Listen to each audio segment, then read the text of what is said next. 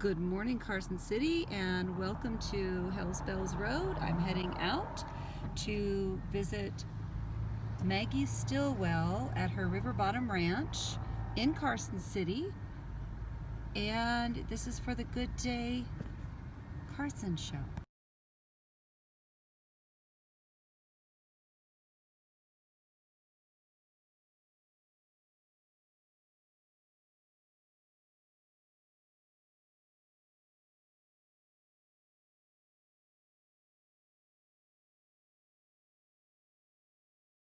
Here we are at Margaret Stillwell's house of Stillwell Fine Art. Her studio is out and around back above the horse stalls in her barn.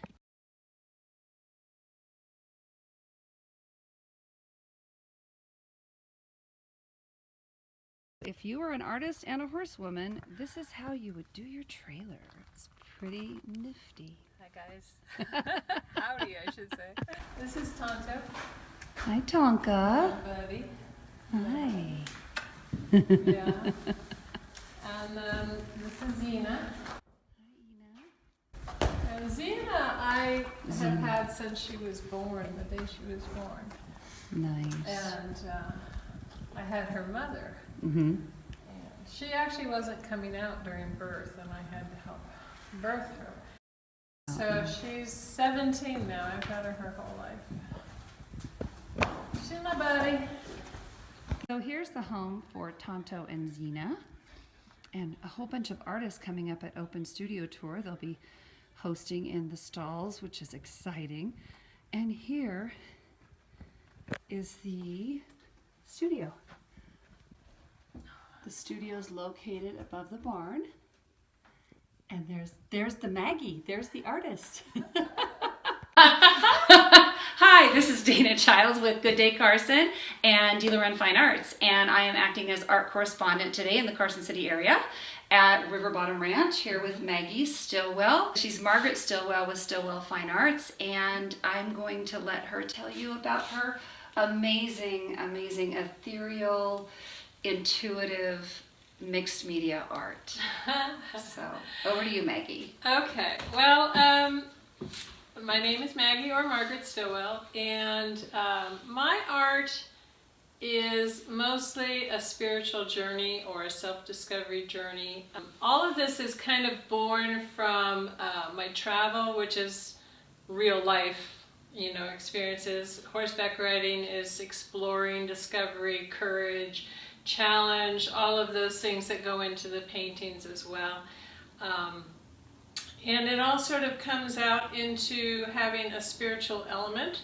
I kind of really relate to this one. I don't know if you can see it, but this is sort of a self-portrait, and it's sort of looking into the universe, and that's how I kind of go about life in general, as I'm always kind of sending out sensories and energy fields and going that direction. So a lot of it is very intuitive. If I'm looking for sources, some just don't get to me, and then others is like, yeah, I'll paint that one, or I'll paint a piece of that, or a piece of that. And a lot of it comes from dreams, and then I'll sort of piece together how I want the dream to go onto the canvas.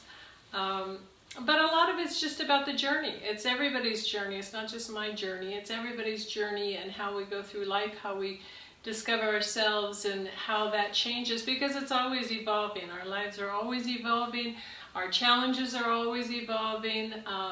And we always have that choice. And our thoughts and our feelings are our realities. And so as the reality, as the conditions, I should say, the conditions of our lives come in, and then how do we translate that into our thoughts and our dreams and our feelings, our emotions about things. And so all of that is sort of encompassed into this universal self-discovery that we all kind of go through. And that's what my paintings are about.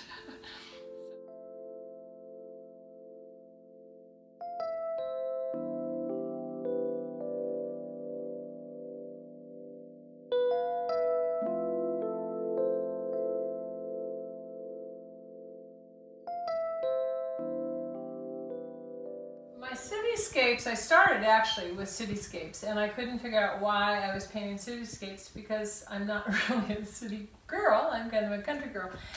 But then as I'm trying to go through this process and I'm learning all this and I'm analyzing all this and I'm trying to find my artistic voice, I realized that these cityscapes are actually more our internal constructions that we're navigating. And so then that started making sense to me because I am all about the journey and discovering self and discovering life and interpreting that to our own things. And I often have dreams where I am exploring a new room or a new house, and I'm going through these bedrooms, and they may be empty at the time, but it's like I'm exploring these new places. And that to me is the gist of kind of what I do. And people always ask me, why do you paint cityscapes? And that's kind of why. Arches are very symbolic for transitions, leaving one scenario and moving into another scenario within your life, within your emotional life, your spiritual life, your physical life, whatever. But this one has a southwest flare, which I do have an affinity for.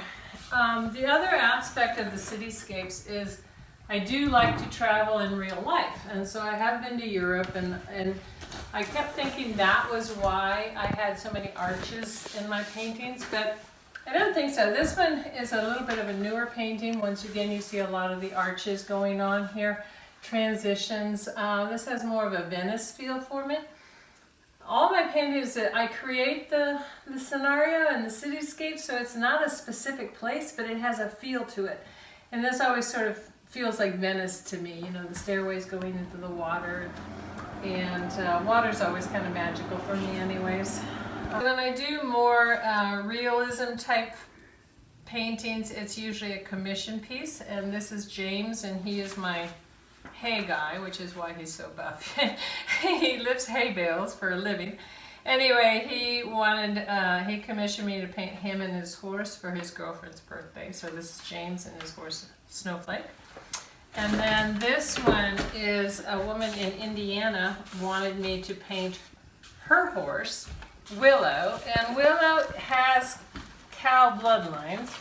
The painting she sent, or the photo she sent me was just the horse, and she said, can you put some cows in there too? Because his bloodlines is cow work. So I said, sure, I can do that. So I added some cows. She's very happy with it. It's going to dry and then get shipped to Indiana. This is a piece called The Dream Keeper. It was painted in Greece and sitting on a beach, and that's what inspired it, and it's one of my personal favorites.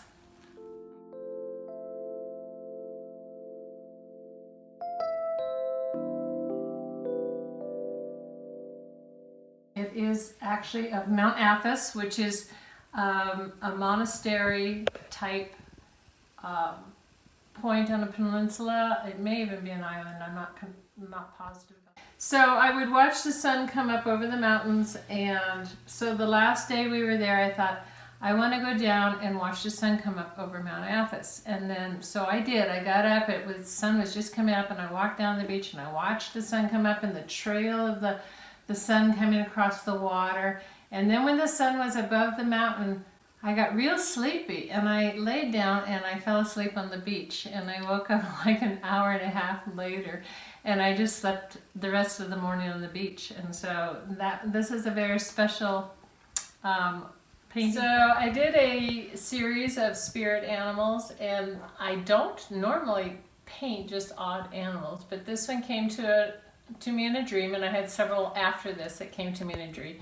And in my dream, I was talking to a friend of mine, and while I was talking to that person, he became a moose. And I thought, well, that's really interesting. Why would I dream about a moose? And then I pieced it together that was his spirit animal. And it turns out he is Native American, so I thought that was really interesting.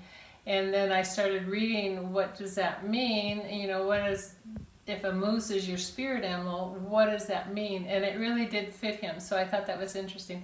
And then I went on to paint some other spirit animals, a wolf and let's see, a bear, and you know, some of the typical spirit animals. But I just thought it was an interesting thing that came to me from my dream, and it's has that spiritual realm. It's a different realm from typical traditional spiritualism. It's more the Native American theme, spirit animals and things like that. But it's still the journey. It's still just self-discovery and things like that. So that's what I enjoy.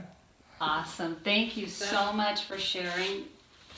Big hug. Air hug. Oh, bye-bye.